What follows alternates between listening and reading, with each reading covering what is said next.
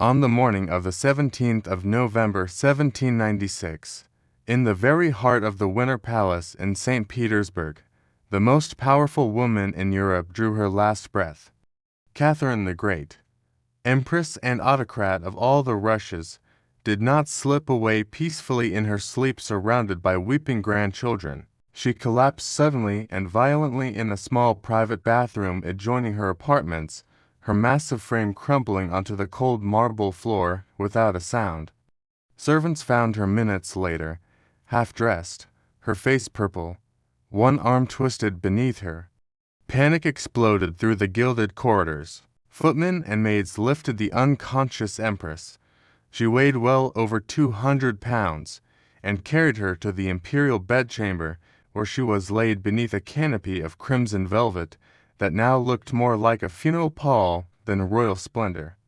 The court physicians arrived at a run, their black robes flapping like ravens' wings. They bled her, applied hot compresses, forced potions between her lips. Nothing helped.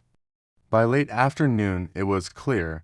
The woman who had ruled Russia for 34 years, who had annexed Crimea, crushed the Ottomans, partitioned Poland, and corresponded as an equal with Voltaire and Diderot, was dying. Her breathing became wet and ragged. Her face slackened. At 9:45 that night, in the 57th year of her reign and the 67th of her life, Catherine Alexeyevna, once little Sophie of Anhalt-Zerbst, was gone. Within hours, something darker than grief began moving through the palace, faster than any courier on the post roads.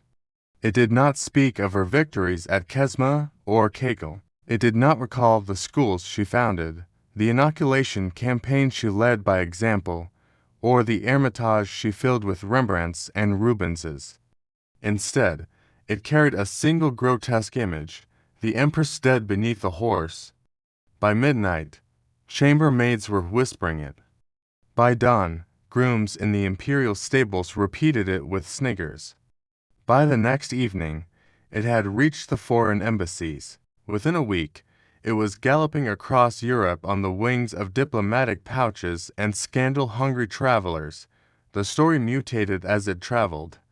In one version, Catherine had grown bored with human lovers and ordered a specially trained stallion brought to her private apartments. In another, she had commissioned Prussian engineers to construct an elaborate harness and pulley systems that the beast could be lowered onto her without crushing her prematurely. In every telling, the mechanism failed, the rope snapped, the horse panicked, and the Empress of Russia was crushed beneath half a ton of muscle and terror, dying in an act of bestial depravity too shameful even to whisper aloud. It was, of course, nonsense from beginning to end. The autopsy, performed hastily and in secret, confirmed a massive cerebral hemorrhage, almost certainly brought on by years of rich food, relentless stress, and advanced age. Not a broken bone in her body. No mysterious hoof prints, no shattered pelvic cradle.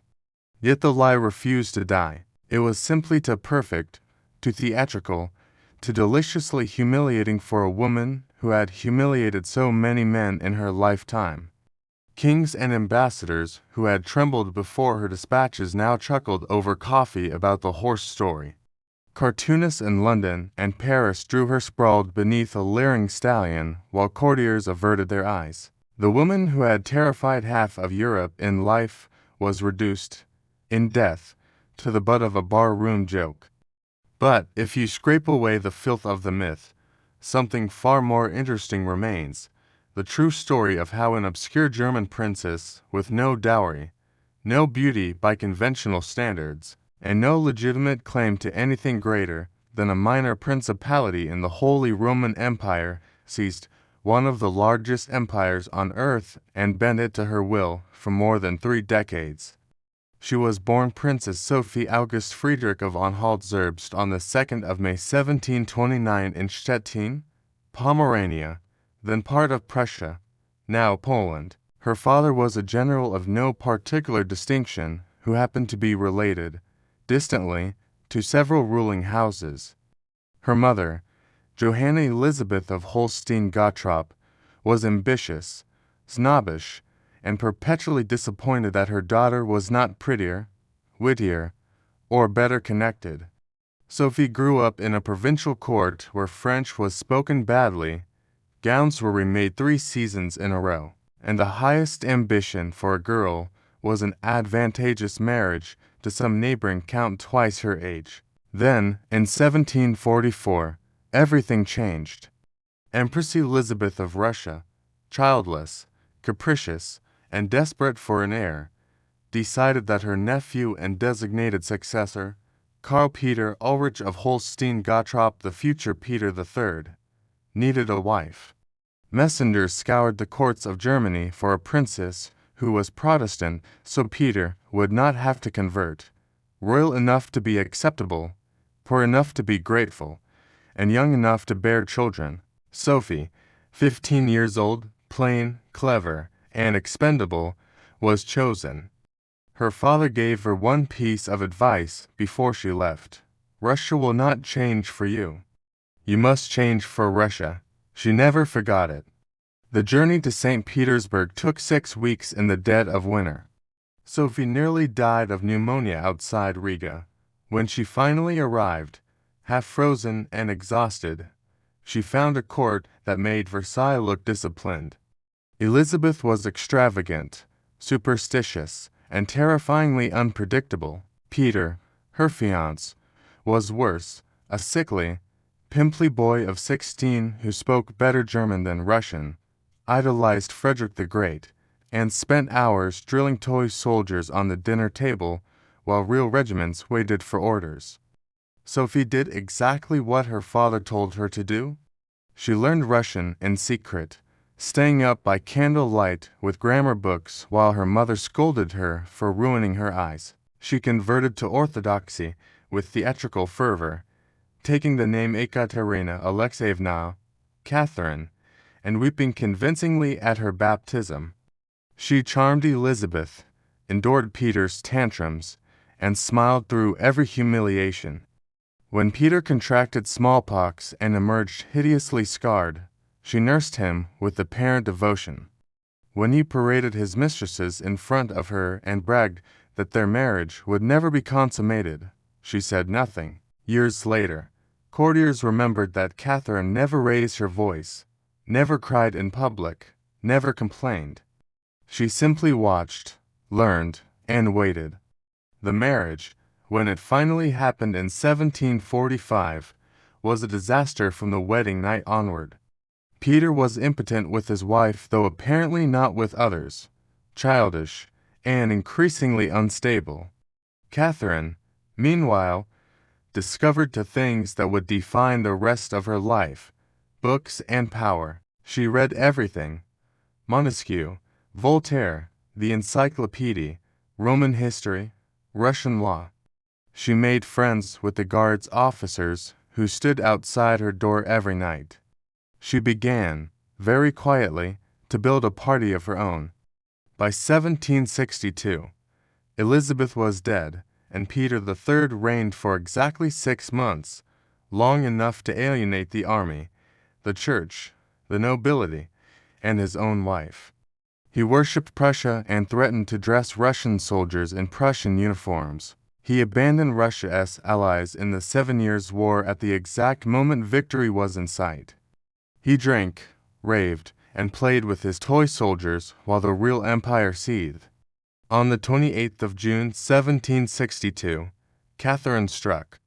With the help of her lover Gregory Orlov and his 4 brothers, all officers in the elite Preobrazhensky regiment, she staged a lightning coup. Peter was arrested at his summer palace, forced to abdicate, and died a week later, under circumstances that have never been clarified: officially hemorrhoidal colic, unofficially strangulation, or a blow to the head. Catherine, 33 years old, childless, her 2 surviving children were almost certainly not Peter's, and now sole ruler of Russia, put on mourning for exactly 1 day. Then she got to work. What followed was one of the most extraordinary reigns in European history.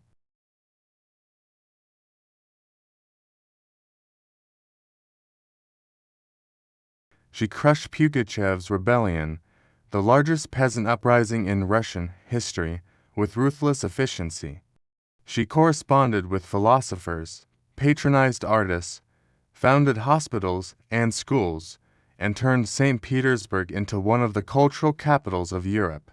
She took lovers, many, enthusiastically, unapologetically, but never allowed any of them to rule in her name. When Potemkin, the greatest of them, wanted marriage, she refused. When others grew too ambitious, she pensioned them off. She was vain, ruthless, sentimental, and brilliant by turns. She wrote plays, reformed the law code though never finished it, and staged elaborate theatricals for her court.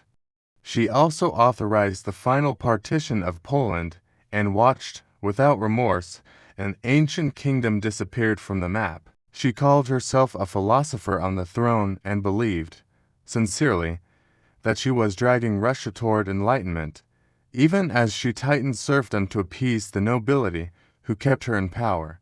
And then, on that cold November morning in 1796, it ended on a bathroom floor.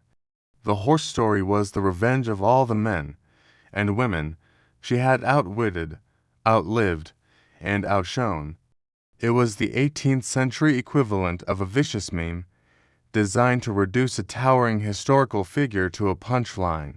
It worked so well that for 2 centuries, schoolboys snickered over it while barely remembering that the same woman had once made Frederick the Great nervous and Louis XV respectful.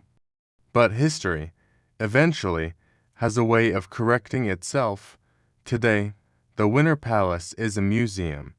Tourists walk past the small bathroom where she collapsed, restored, labeled, unremarkable. They stand in the Malachite Room and the Golden Drawing Room and the Hermitage galleries she filled with masterpieces. Very few of them laugh about the horse anymore. Catherine the Great did not die quietly, and the lie that tried to bury her has, in the end, only made her legend louder. She had always known that greatness invites hatred, and she accepted it as the price of the throne. In her private memoirs, written in French and locked away for a century after her death, Catherine admitted that she never slept entirely easy. "I have made many enemies who are waiting for me to weaken," she wrote. "Let them wait. I shall give them nothing but my corpse, and even that I will try to make inconvenient." In the end, her corpse proved more than inconvenient. It became a battlefield. Her son Paul, whom she had kept from power for 34 years and whom she openly despised, rushed to the throne the moment she stopped breathing. One of his first acts was to order her lover Prince Zubov thrown out of the palace in dressing gown and slippers. Paul hated everything his mother had built, her laws, her palaces, her lovers, her enlightenment dreams. For 5 bitter years, he tried to erase her, only to be assassinated in 1801 by officers who still toasted the great Catherine in secret. Yet even Paul could not kill the myth that had already escaped across Europe. The horse story followed her into the 19th century, into cheap pamphlets and drunken songs, until serious historians finally grew embarrassed enough to debunk it. Medical records, eyewitness accounts, and the simple physics of a 250-pound woman and a 1-ton stallion made the tale impossible. But impossibility was never the point. The point was revenge, and revenge does not need truth. 229 years later, on another cold November morning, visitors still climbed the Jordan staircase of the Winter Palace. They passed the malachite vases she chose, the Raphael lodges she copied, the throne she never quite trusted. Somewhere inside those walls her spirit still walks in enlightened despotic confidence, amused perhaps that the dirty sly in royal history only proves how brightly she burned. Catherine the Great did not need a quiet death. She needed a loud legend, and the world, reluctantly, generously, viciously, gave her both.